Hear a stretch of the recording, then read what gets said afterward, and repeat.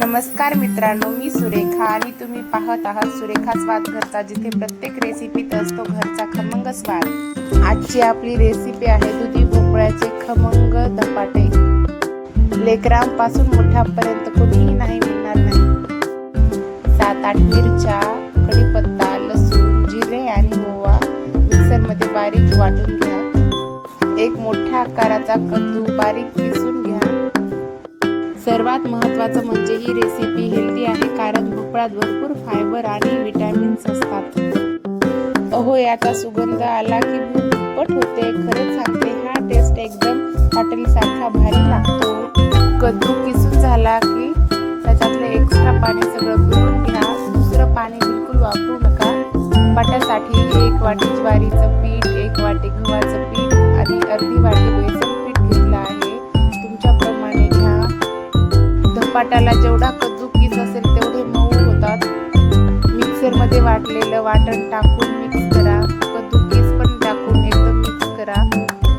हळदी, कोथिंबीर, मीठ टाकून एकदम घट्टसर पीठ मळून घ्या, न पाणी घालता। हे बघा, असं छान मिक्स केलं की चव अजून छान येते। मध्ये पाणी बिलकुल वापरू नका, त्याची चव बिघडते आणि पातळ होतं पीठ। तुम्ही घरी करून बघा आणि कसं झाला ते मला कमेंट करून नक्की सांगा। धपाट्यासाठीचं आपलं पीठ तयार आहे। धपाट्याला लागणारं तेल ठेवून घेऊया आणि तवा तापायला ठेवूया। एक मध्यम आकाराचा गोळा करून घ्या। असं पुढच्या बोटाने प्रेस करत पाणी हाताला लावून घ्या।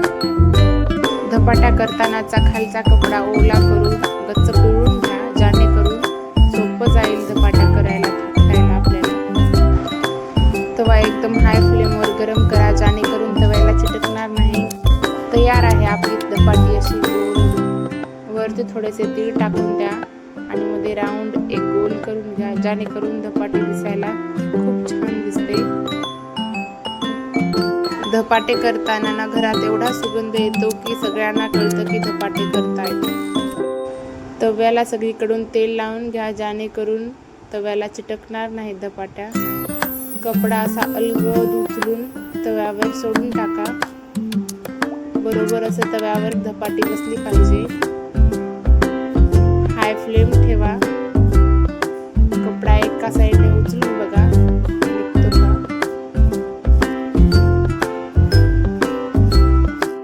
वरच्यावरी कपडा असा अलगद काढून घ्या।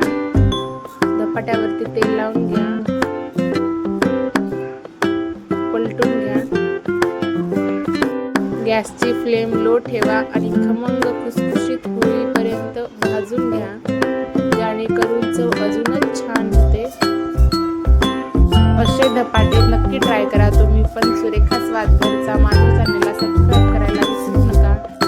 आपले कद्दूचे धपाटे तयार आहेत। दह्यासोबत किंवा लोणच्यासोबत एकदम जबरदस्त लागतात। शेवटपर्यंत व्हिडिओ बघण्यासाठी थँक्यू।